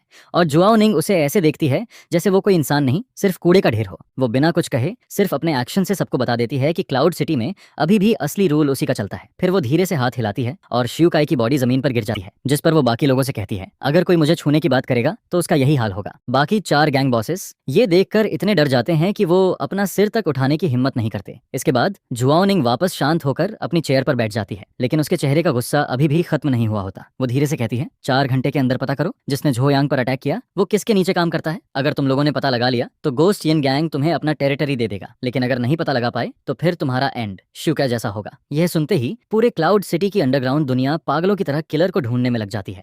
और इसी समय मैं हॉस्पिटल में बेड पर बैठा हुआ झांग युवेई के छिले हुए एप्पल खा रहा होता हूँ। तभी झांग युवेई कहती है, शू शाओशुआंग ने ऑब्सिडियन ग्रुप से 10 मिलियन का रिवॉर्ड निकलवा दिया है। यह सुनकर मैं थोड़ा खुश हो जाता हूँ, क्योंकि मुझे लगता है कि कम से कम वो लोग मेरी फिक्र कर रहे हैं। लेकिन झांग युवेई तुरंत मेरी तरफ देखकर कहती है, तुम सच में बहुत बड़े स्कम्बैग हो। तुम्हारी वजह से मीडिया, पूरे क्लाउड सिटी के लोग और यहाँ तक कि गैंगस्टर्स भी पागल हो चुके हैं। जिस पर मैं अचानक रुक जाता हूँ, क्योंकि उसके मुंह से निकला हुआ गैंगस्टर वाला वर्ड मुझे अजीब लगता है। मैं तुरंत उसकी तरफ देखता हूँ। झांग युवेई का चेहरा एक पल के लिए घबरा जाता है, और फिर वो जल्दी से दूसरी तरफ देखने लगती है, जिस पर मेरे शरीर में ठंडी लहर दौड़ जाती है। मैं तुरंत बेड के पास की रेलिंग पकड़ लेता हूँ, क्योंकि मैं जुआओ निंग को बहुत अच्छे से जानता हूँ। अगर वो सच में इस मामले में उतर गई है तो वो किलर को पुलिस के हवाले नहीं करेगी, वो सच में उसे मार डालेगी। उसी समय रेड गूस लोन कंपनी के अंदर यूलिन सोसाइटी का तीसरा बॉस लूसन अपने 2 आदमियों पर गुस्सा कर रहा होता है। ये वही 2 लोग होते हैं जिन्होंने मुझ पर अटैक किया था। उनमें से एक ने मुझे नाइफ मारा था और दूसरा बाहर मोटरसाइकिल लेकर इंतजार कर रहा था। वो तो लालच में आकर मेरे ऊपर अटैक करने वाले उन दोनों लोगों का सिर भी ऑब्सिडियन ग्रुप को बेचकर 10 मिलियन का रिवॉर्ड लेना चाहता था। लेकिन तभी उसे बॉस वांग चेनक का फोन आता है, और जैसे ही उसे पता चलता है कि 6 साल से गायब जुआओ निंग भी खुद लोगों को ढूंढने निकल चुकी है, वो सीधे डर के मारे जमीन पर गिर जाता है। जिस पर लू वॉल तुरंत फैसला करता है, हमें अभी इसी वक्त यहाँ से निकलना होगा। ये जगह अब सेफ नहीं है। लेकिन मोटरसाइकिल चलाने वाला उसका छोटा साथी उसके साथ मरना नहीं चाहता था, जिस पर वो चुपके से ऑब्सिडियन ग्रुप को फोन कर देता है, और कुछ ही देर में सारी जानकारी शो शाओशुआंग तक पहुंच जाती है। वो घृणा से हंसती है और पुलिस को फोन करने के बजाय सीधा उनकी लोकेशन जुआओ निंग को भेज देती है, क्योंकि वो चाहती है कि कानून से पहले वो कमीने लोग असली नरक का दर्द महसूस करें। उसी समय यूलिन सोसाइटी का बॉस वांग चेन अभी भी के टीवी में बैठा हुआ होता है। उसकी गोद में एक लड़की होती है और वो शराब पीते हुए गाना सुन रहा होता है। वो अभी भी अपने मजे में डूबा होता है और सोच रहा होता है कि घोस्ट ये नान्या कोहियन गैंग का एरिया अब उसका हो जाएगा। लेकिन तभी के टीवी का दरवाजा खुलता है और जुआओ निंग अंदर आती है, जिस पर वांग चेनक का चेहरा एकदम सफेद पड़ जाता है। उसकी जान जैसे शरीर से निकल जाती है। वो कांपते हुए कहता है, सिस्टर जुआओ, आप यहाँ कैसे? जिस पर झू निंग ठंडी मुस्कान के साथ कहती है, काफी मजे कर रहे हो, लाओ वांग। वांग चेन जल्दी से कहता है, सिस्टर जुआओ, मैं अपनी जान की कसम खाता हूँ, ये काम मेरे आदमी ने नहीं किया। यह सुनकर जुआओ निंग हंस पड़ती है, लेकिन उसकी हंसी में गुस्सा साफ दिखाई देता है। फिर वो उसके सामने एक वॉइस रिकॉर्डर फेंक देती है। उस रिकॉर्डर के अंदर लू वॉल की आवाज होती है। वो भागने की बात कर रहा होता है, जिस पर वांग चेन वहीं जमीन पर बैठ जाता है। उसे यकीन ही नहीं होता कि अभी जो बात उसने बोली थी उसके आदमी ने उसी पल उसे झूठा साबित कर दिया। फिर जुआओ निंग सिर्फ इतना कहती है, इसे ले जाओ। उसी समय लू वॉल उन दोनों लोगों को लेकर शहर से बाहर भागने की कोशिश कर रहा होता है, लेकिन उनकी कार स्टार्ट होने से पहले ही 2 बड़े ट्रक्स आकर रास्ता रोक देते हैं, जिस पर 1 दर्जन से ज्यादा आदमी हाथ में सोर्ड्स और हथियार लिए हुए उन्हें चारों तरफ से घेर लेते हैं। उन लोगों को देखकर लू वॉल पूरी तरह टूट जाता है। उसे समझ आ जाता है कि अब बचने का कोई रास्ता नहीं है, जिस पर वो चुपचाप कार से बाहर निकल आता है। इसी बीच हॉस्पिटल के कमरे में शुशाओ शुआंग चुपचाप मेरे पास बैठी होती है। वो अपना सिर नीचे करके मेरे बहुत करीब बैठी रहती है। सुबह हुई लड़ाई को याद करके वो अभी भी थोड़ा गुस्सा होती है, लेकिन मुझे देखकर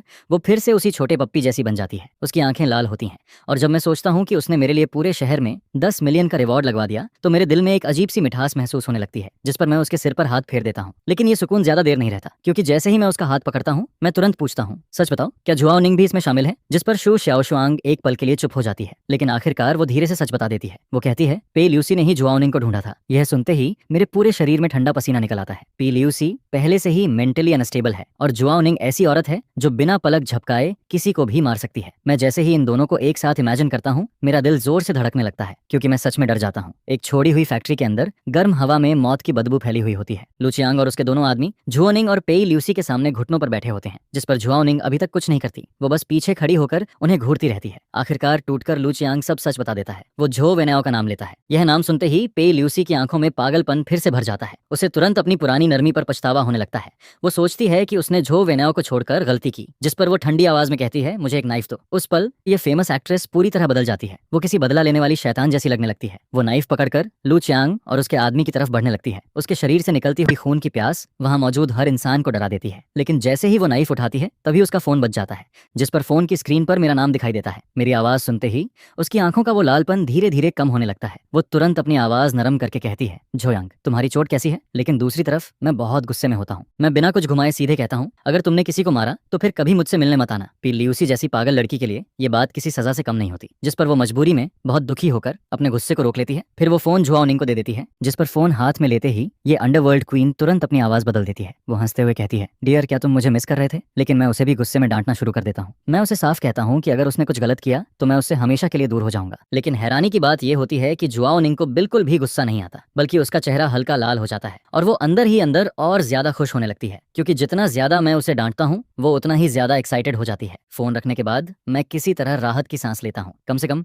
मैंने पेई ल्यूसी के हाथ खून से रंगने से रोक लिया था। लेकिन दूसरी तरफ जुआओ निंग की आंखें फिर से ठंडी हो जाती हैं। वो लू चियांग और उसके आदमी की तरफ देखती है और मन ही मन सोचती है, मैंने झोयांग से वादा किया था कि पेई ल्यूसी किसी को नहीं मारेगी, लेकिन इसका मतलब ये नहीं है कि मैं इन कचरों को छोड़ दूंगी। उधर झांग युवेई पूरे दिन मेरे साथ लगी रहती है, और जब वो जाने लगती है तो मेरे कान के पास आकर धीरे से कहती है, मेरी बहन यहाँ नहीं है, इसका फायदा उठाकर किसी और लड़की के साथ कुछ मत करना। यह कहकर वो मुझे घूरती है और फिर चली जाती है। उसके जाने के बाद शू श्याओ शुआंग मेरे बेड के पास बैठी रहती है। वो इतनी ज्यादा थक जाती है कि आखिरकार बेड के किनारे सिर रखकर वहीं सो जाती है, जिस पर मैं धीरे से उससे कहता हूँ, तुम ठीक हो? पहले बैठ जाओ। क्या तुम अभी भी मुझसे नाराज हो? वो धीरे से सिर हिलाती है और कहती है, हाँ, मैं नाराज हूँ। लेकिन फिर वो मेरी तरफ देखकर कहती है, क्योंकि मैं जानती हूँ तुम मुझे बचाना चाहते थे, लेकिन सबसे पहले तुम्हें खुद को बचाना चाहिए था। फिर वो अपना सिर झुका लेती है और धीरे से कहती है, असल में ये सब मेरी गलती है। अगर मैं झो वेनाओ को पूरी तरह खत्म कर देती तो शायद ये सब कभी नहीं होता। झो वेनाओ ही मर्डरर है, उसी ने पैसे खर्च किए थे। उसने मुझे लाल आंखों के साथ बताया था कि मैन मास्टरमाइंड झो वेनाओ ही है, बस वो 6 साल पहले वाली अगली फैमिली रिवेंज लेने नहीं आई है।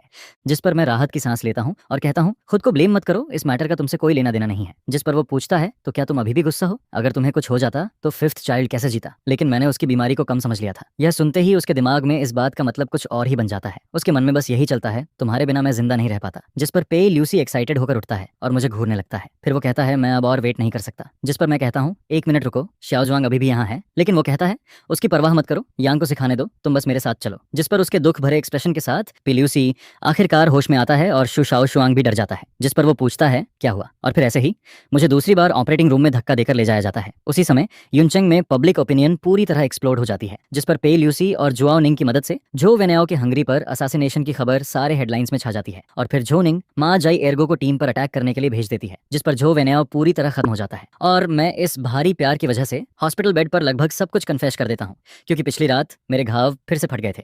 जिस पर मुझे फिर से ऑपरेटिंग रूम में ले जाया जाता है। पे ल्यूसी चुपचाप खुद को ब्लेम करता रहता है, और यहाँ तक कि शू शाओ शुआंग जो पहले गुस्सा होना चाहता था, वही उसे उल्टा समझाने लगता है। वो कहता है, रोना बंद करो, वो अब डेंजर से बाहर है। फिर हम थोड़ी देर रेस्ट करते हैं। लेकिन रात के 2 बजे तक भी मेरा ब्लीडिंग पूरी तरह बंद नहीं होता, और जब मैं दोबारा जागता हूँ तब दोपहर हो चुकी होती है। जिस पर सबसे पहले मुझे जुआओ निंग का बढ़ा चढ़ा फिगर दिखाई देता है, और फिर वो मेरा सिर अपनी बाहों में दबा देती है। उसकी वो पुरानी सॉफ्टनेस मुझे लगभग डुबो ही देती है। लेकिन एबॉट की वार्निंग याद करके मैं उसे धीरे से दूर कर देता हूँ, क्योंकि ये औरत इतनी टेम्पिंग थी कि मुझे पुरानी बातें याद आने लगती हैं। मैं उसके साथ बाकी 4 एक्स गर्लफ्रेंड्स को मिलाकर जितनी बार रूम नहीं लिया, उससे ज्यादा बार उसके साथ ले चुका हूँ। जिस पर मुझे 6 साल पहले की बात याद आती है, जब मैं 2nd ईयर में था। उस बारिश वाली रात में मैं अभी झांग युवेई को गली से छोड़कर वापस आया था, और तभी मैंने मैंने जुआओ निंग को बचाया था, जो पूरी तरह खून से ढकी हुई थी। शुरुआत में मैंने बस उसे उठाया और एक छोटे से किराए के कमरे में रख दिया, जो मैं मुश्किल से अरेंज कर पाया था। उस समय मैं खुद भी दागों और खून से भरा हुआ था, लेकिन जैसे जैसे उसके घाव ठीक होने लगे, उसका चेहरा किसी और ही लेवल का दिखाई देने लगता है, जिसे देखकर मैं शॉक हो जाता हूँ और मुझे समझ आता है कि मैंने कैसी खतरनाक औरत को बचाया है। वो क्लाउड सिटी के सबसे बड़े गैंगस्टर ग्रुप की तीसरी लीडर थी। और फिर जुआओ निंग मुझे बताती है कि पावर की लड़ाई में वो हार गई थी, जिस पर अब उसे सेकंड बॉस टेरर पीछा करके मारना चाहता था और वो अकेले मरना चाहती थी। लेकिन शायद उस रात बिछड़ने वाली फीलिंग की वजह से मैं उसका हाथ पकड़ लेता हूँ और जोर से चिल्लाता हूँ, मैं तुम्हें न जाने नहीं दूंगा। फिर मैं कहता हूँ, अगर सीजुन की परेशानी की वजह से मरना ही है तो चलो साथ मरते हैं। और फिर उसी रात हम दोनों एक दूसरे के करीब आ जाते हैं, जिसके बाद हम एक पागल प्लान बनाते हैं। मैं खुद जाकर फियर ऑफ लू से मिलता हूँ। मैं उसके सामने एक लालची आदमी होने का नाटक करता हूँ और कहता हूँ, मुझे 10 लाख चाहिए, पैसे मिलते ही मैं तुम्हें बता दूंगा कि जुआओ निंग कहाँ है। जिस पर लू सच में मेरे झांसे में आ जाता है और फिर वो अपने आदमियों के साथ मुझे अंदर ले जाता है। लेकिन जैसे ही उसके आसपास की सिक्योरिटी ढीली पड़ती है, मैं अचानक टेबल के ऊपर से कूद जाता हूँ, फिर वाइन बॉटल तोड़ता हूँ और भेड़िए की तरह उसके गले पर मार देता हूँ। मुझे याद नहीं कि उस समय कितना दर्द हुआ था, मुझे बस इतना याद है कि हर तरफ खून था और मेरे सामने एक बॉडी पड़ी हुई थी। और जब मुझे दोबारा होश आता है, तब तक लुओ मर चुका होता है। यही मेरा सीक्रेट था, मेरे शांत चेहरे के नीचे छुपा हुआ, क्योंकि 6 साल पहले ही मैं एक ऐसा इंसान बन चुका था जिसने किसी को मार दिया था। जिस पर जुआओ निंग को देर से यह बात समझ आती है और वो कहती है, तुम पागल हो, वापस स्कूल जाओ, यहाँ का काम मुझ पर छोड़ दो। जिसके बाद वो आखिर में मुझे स्कूल वापस भेज देती है और फिर 3 महीने बाद मैं और जुआओ निंग एक साथ आ जाते हैं और उसके बाद हमारा रिलेशन काफी स्मूथली चलने लगता है। जुआओ निंग मुझसे 5 साल बड़ी है और वो इकलौती औरत है जिसने मेरे 4 लड़कियों के साथ चल रहे रिलेशन को पहले ही समझ लिया था, लेकिन फिर भी उसने मुझे एक्सेप्ट किया। यहाँ तक कि वो 3 साल पहले क्लाउड सिटी छोड़कर चली गई थी और फिर उसने मुझे पागलों की तरह ढूंढा, जब तक कि उसने मेरा हॉट सर्च नहीं देख लिया। जिसके बाद वो विदेश से वापस उड़कर आ जाती है। जिस पर हॉस्पिटल बेड के सामने खड़ी जुआओ निंग की आंखों से धीरे धीरे आंसू गिरने लगते हैं और वो पूछती है, इस बार तुम कितने समय के लिए रुकने वाले हो? जिस पर मैं कहता हूँ, मैं युनचेंग में रहूंगा। सच कहूँ तो पिछले 3 सालों में मैं बस 4 सेकंड के लिए ही दूर गया था। फिर मैं अपना सीना थपथपाता हूँ और उससे कसम खाकर कहता हूँ। लेकिन जुआओ निंग मुझ पर बिल्कुल भरोसा नहीं करती, बल्कि वो धीरे से अपना कॉलर नीचे करती है और मेरी तरफ झुक जाती है, जिस पर मेरी सारी डिफेंस एक पल में टूटने लगती है और मैं लगभग कंट्रोल खोने वाला होता हूँ। तभी दरवाजा खुलने की आवाज आती है और फिर झांग युवेई हाथ में लंच बॉक्स लेकर अंदर आती है। वो लाल चेहरे के साथ मुझे देख रही होती है, लेकिन अगले ही पल झांग युवेई का एक्सप्रेशन दोनों औरतों की डरावनी नजरों के बीच गायब हो जाता है, जिस पर कमरे के अंदर एक अजीब सी टक्कर शुरू हो जाती है। जुआओ निंग तुरंत झांग युवेई को पहचान लेती है, वही इंसान जिसने 3 साल पहले मुझे युनचेंग से भागने में मदद की थी। लेकिन हैरानी की बात यह होती है कि वो गुस्सा नहीं होती, बल्कि ताली बजाकर कहती है, झायोंग के हॉस्पिटल से निकलने के बाद क्यों ना हम तीनों साथ ट्रिप पर चलें। यह सुनकर झांग युवेई वहीं पर पूरी तरह स्टंट रह जाती है, क्योंकि उसने शायद कभी इस अंडरवर्ल्ड गॉडमदर की इतनी अजीब सोच इमेजिन नहीं की थी। और फिर वार्ड के अंदर की हवा जैसे पूरी तरह जम जाती है। खुद को बचाने के लिए मैं जल्दी जल्दी कहने लगता हूँ कि मैं कोई औरत नहीं हूँ, लेकिन मुझे बिल्कुल उम्मीद नहीं होती, क्योंकि झांग युवेई दांत भींचकर कहता है कि जब समय आएगा तब वो इस बारे में सोच लेगा। जिस पर उसकी इतनी हद तक टॉलरेंस देखकर मैं लगभग पूरी तरह उसकी सॉफ्टनेस में डूबने लगता हूँ। और तभी जैसे कोई हीरो सही समय पर आता है, वैसे ही अचानक 2 लोग सामने आ जाते हैं। वो थे शु शाओशुआंग और पेई ल्यूसी की माँ, जिनके आते ही वार्ड का माहौल एक पल में खराब हो जाता है, क्योंकि जुओ निंग अभी अभी हम तीनों के साथ घूमने का आइडिया दे चुकी थी। लेकिन ये दोनों इतने आसानी से मानने वाले नहीं थे, जिस पर शु शाओशुआंग गुस्से और शर्म से भर जाता है और कहता है, ऐसा मत सोचो कि तुम घायल हो तो जो चाहो वो कर सकते हो, मेरे सामने ये सब बिल्कुल नहीं चलेगा, ये पूरा का पूरा मेस है। और फिर पेई ल्यूसी तो और भी आगे बढ़ जाता है, वो सीधे मेरा हाथ पकड़ लेता है और उसका गुस्सा उसके चेहरे पर साफ दिखाई देता है। लेकिन उनकी इरिटेट रिएक्शन देखकर मुझे गुस्सा नहीं आता, बल्कि मैं वही बात दोबारा कह देता हूँ, क्योंकि बात का मतलब सच में वही था। मैंने उन्हें कहलाई इरादा नहीं किया था। जिस पर जुआओ निंग जानबूझकर अपना कॉलर थोड़ा नीचे कर देती है और फिर वो अपनी चेस्ट मेरी तरफ झुकाकर कहती है, जोयांग, तुम्हें कौन ज्यादा पसंद है, मैं या फिर सिस्टर शाओशुआंग? जिस पर इंस्टिंक्ट की वजह से मेरी नजर वहीं अटक जाती है और इसी बार मैं सच में पूरी तरह फंस जाता हूँ। जिस पर जुआओ निंग हंसने लगती है और कहती है, झाओयांग, तुम सच में बिल्कुल भी सीधे इंसान नहीं हो। और फिर लड़कियों की चिल्लाने की आवाज के बीच मेरा घाव उम्मीद के मुताबिक फिर से खुल जाता है। इसके बाद हॉस्पिटल में बिताए गए 10 दिनों के दौरान झो वेनाओ ऐसे गायब हो जाती है जैसे हवा में खो गई हो। पुलिस उसकी सारी प्रॉपर्टी फ्रीज कर देती है और उसके खिलाफ वारंट भी जारी हो जाता है। जिस पर जुआओ निंग और शु शाओशुआंग भी पूरे क्लाउड सिटी में उसे ढूंढते रहते हैं, लेकिन उन्हें उसका कोई पता नहीं चलता। फिर जिस दिन मुझे हॉस्पिटल से डिस्चार्ज किया जाता है, उसी दिन जुआओ निंग का फोन आता है और वो हल्की सी हंसी के साथ मुझे बताती है कि झो वेनाओ मिल गई है और उसे पुलिस स्टेशन वापस ले जाया गया है। जिस पर मैं पूछता हूँ वो कहाँ मिली। तब पता चलता है कि भागते समय झो वेनाओ को उसकी एक फीमेल फैन पहचान लेती है। वो फैन बाहर से छोटी और मासूम दिखती थी, लेकिन अंदर से बिल्कुल अलग थी। शुरुआत में उसने झो वेनाओ के साथ बहुत पॉलिटली बिहेव किया, लेकिन बाद में जब झो वेनाओ उसके साथ रहने लगी, तब उस फैन ने उसे ड्रग्स दे दिए और आयरन चेन से बांध दिया। इसके बाद पूरे 8 दिनों तक झो वेनाओ, जो पहले सबकी नजरों में आइडल थी, अब एक कोने में बंद खिलौना बनकर रह जाती है। वो हर दिन सिर्फ डॉग बाउल में बचा हुआ खाना खाती है और फिर एक दिन दरवाजा दोबारा खुलता है, जिस पर अंदर कई और फीमेल फैंस आ जाती हैं।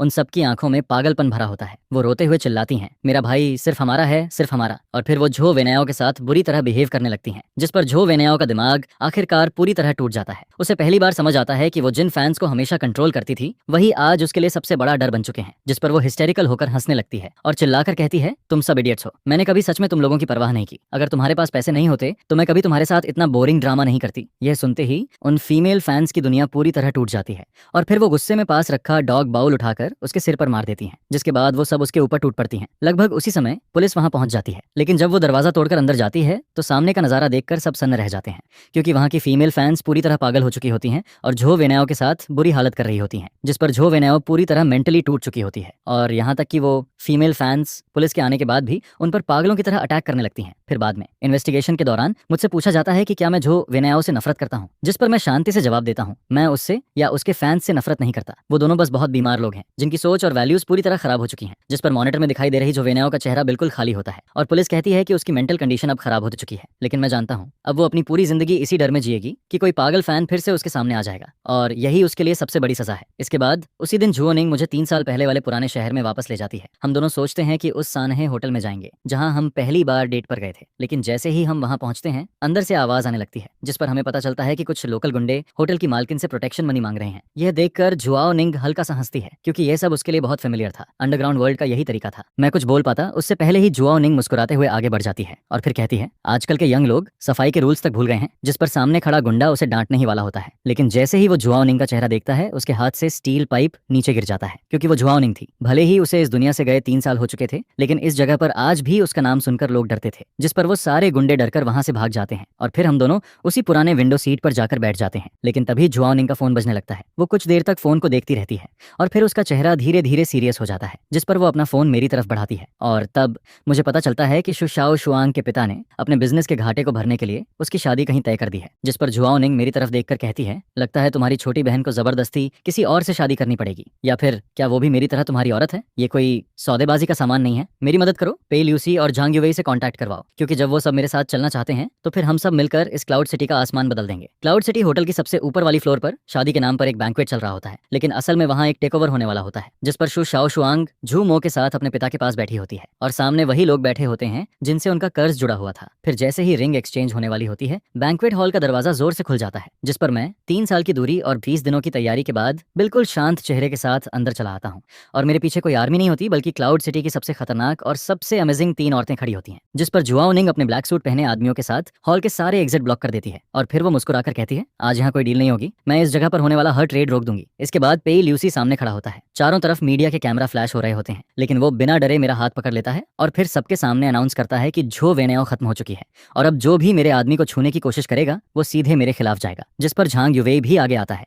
उसके हाथ में एक इन्वेस्टमेंट कॉन्ट्रैक्ट होता है और फिर वो बिल्कुल शांति से सामने बैठे हेयाओ ग्रुप के लोगों से कहता है, तुम्हारा सारा कर्ज हमारी मीडिया कंपनी और होंगान ग्रुप मिलकर चुका देंगे। यह सुनते ही शुश्याओ शुआंग खुद को रोक नहीं पाती और सीधे भागकर मेरी बाहों में आ जाती है। इस बार किसी ने भी मुझ पर किसी का दिल चुराने का इल्जाम नहीं लगाया और फिर देर रात जब यह सारा हंगामा खत्म हो जाता है, तब मैं वापस उस छोटे से किराए के घर में लौटता हूँ, लेकिन अब वहाँ हर तरफ 4 औरतों की मौजूदगी और उनकी खुशबू फैली होती है, जिस पर मैं चुपचाप अपने दिल में मान लेता हूँ कि इन चारों के साथ पूरी जिंदगी बिताने का जो माहौल है वो अब पहले जैसी टेंशन से बदलकर एक अजीब सी हार्मनी में बदल चुका है। और फिर मैं सोफा के बीच में बैठा होता हूँ और मेरे सामने वो 4 चेहरे होते हैं जिन्हें देखकर किसी का भी दिल भर जाए, जिस पर मैं अपने मन में समझ जाता हूँ कि ये अब वो 4 नाव नहीं है जो कभी भी डूब सकती थी, बल्कि ये एक ऐसा नरम पिंजरा है जिससे मैं अब कभी निकल नहीं पाऊंगा। और सच कहूँ तो अब मैं निकलना भी नहीं चाहता। क्लाउड सिटी की रात अभी भी उतनी ही खूबसूरत और डेंजरस लगती है और मेरी यह शूरा फील्ड वाली कहानी अब जाकर अपने सबसे बड़े चैप्टर में एंटर करती है।